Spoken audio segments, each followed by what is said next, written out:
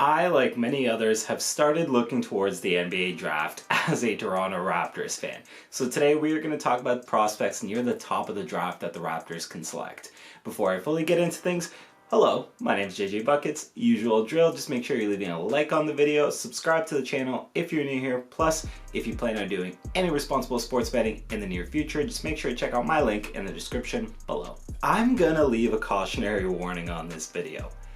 We've all heard the talk. It's not a very good draft class. And to some extent, I agree. It really is not the strongest class. To some extent, quite frankly, this class reminds me a little bit of 2013. Now, for those of you that are old enough to remember living through the 2013 class, it is not a good draft class. And if that class teaches us anything, the best player from that class, which was Giannis for that draft class, will come outside of the lottery. That being said, it is still worth looking at some of these top prospects and potentially envisioning what kind of fit and what kind of impact they could have in Toronto. But again, considering the quality of the class, I don't think it's quite as bad as 2013. I don't think it's as bad as 2013. Actually, let me just say that off the bat. Both any of these prospects that you're realistically looking at, to some extent, you're kind of talking yourself into liking. So just keep that in mind. The name that has consistently remained intriguing to me out of all the prospects near the top of this draft is Alexandre Sarr. And there's a good amount of reason to like this guy, and in particular like him for Toronto specifically. So as far as the fit with the Raptors, I think it's easy to justify in the sense that, you know, if you were going in on this core of Emmanuel Quickley, Scotty Barnes, RJ Barrett, and Grady Dick, what's missing from that? A five-man. Alexandre Sarr is a five-man. Now he's a little slender and he's gonna need to fill out his frame to probably play the five consistently at the NBA level, but that's attainable, I think, for him.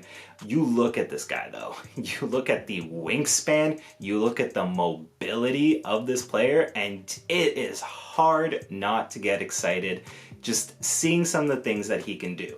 Early on in his NBA career, I think Sarr's real calling card, so to speak, in the NBA is going to be, that capability as a rim protector, albeit a somewhat overeager one at times, and I'll kind of get to that. But yes, being a rim protector, probably being a rim runner for a good point guard, which I think he can play off of either Barnes or Quickley probably fairly effectively going to the rim. That should be his calling card. The intrigue with Alexandre Sarr comes for a couple of reasons. Number one, in the end, he's shown potential, flashes. Maybe not the biggest flashes, but just enough flashes of a face-up game to get you kind of excited about, potentially being able to create for himself in that regard as well. On top of that, he has potential as a stretch big, which in modern NBA offenses, anytime your five-man can stretch the court at least a bit, you'll take that. You'll take that. And now his percentage in the NBL right now isn't the most impressive thing in the world. I believe it's 28.9% at the moment. But with Alexandre Sarr, he shoots a fairly decent stroke from free throws. He's shooting 71%. And I really do generally like free throw shooting as a gauge for somebody's shooting ability. Naturally, he's not a 80% shooter or anything in the regard. If he was, I'd be even more confident about him developing a potential three-point stroke. But even as a 71% free throw shooter, you can envision him developing that aspect of his game and at least having a respectable three-point shot that'll keep defenses honest. And if he can do that, as far as the fit with the Raptors, I think it's gonna be pretty seamless to envision him on this team. Now, naturally, that involves a lot of things really coming together for Alexandre Sarr, but in theory, in the best case scenario, I think this guy probably has the highest ceiling of anybody in the draft.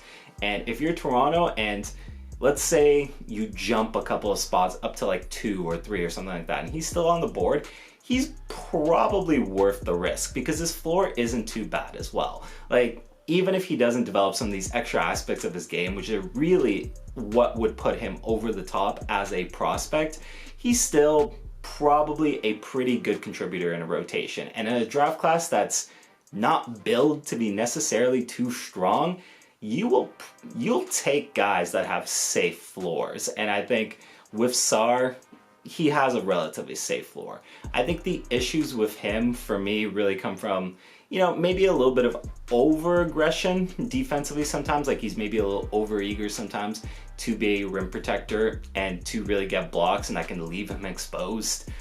But when he's locked in, when he's dialed in, he can play some really great defense. So I think a good coach that can maybe clean up his tendencies a little bit in that regard will go a long way. And Darko Rajakovic had a tremendous track record at development from the Grizzlies. It's, again, the main reason that he was brought over here. And you can even look at some of the stuff that has been done with Grady Dick this season, how much he's come along from the beginning of the season till now.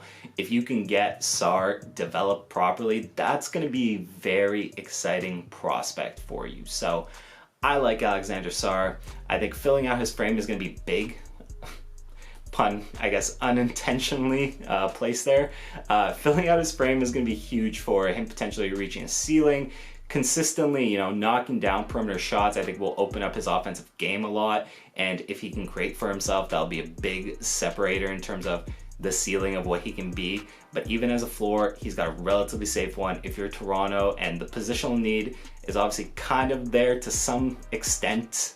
Obviously, I don't think there's a glaring specifically positional need if you're the Raptors. But I think the 5-man is probably the closest to what you have, and Sarr fits that.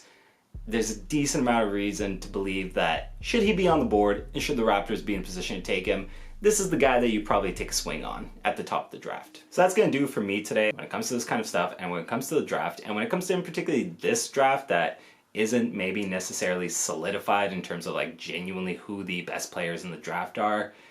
There is a lot of room for interpretation, there's a lot of room for disagreement, and that is very naturally what the comment section down there is for. So if there are any prospects that you like, that you really like, in particular with this video, it's focused around the top of the draft, but even if, you know, you're talking about like the middle of the draft with that potential Indiana pick and there's somebody that you really love, drop it in the comment section below. I want to hear it. I love talking about the draft. It's probably one of my favorite things. I really enjoy looking at young players and seeing how they could potentially take that game and apply it to the NBA. It's one of my favorite things. So if you've got a good name for me that you really want me to take a look at, maybe even do a full draft profile for, drop it in the comment section below. Usual drill. If you're still watching, thank you. And also leave a like on the video. It goes a long way and I really appreciate it. Besides for that, if you're new here and you enjoyed what you watched today, subscribe to the channel. If you didn't enjoy what you watched today, subscribe to the channel to keep telling me why you didn't enjoy it. Other than that, folks, it's been JJ Buckets. It's been a pleasure, and I will see everybody next time.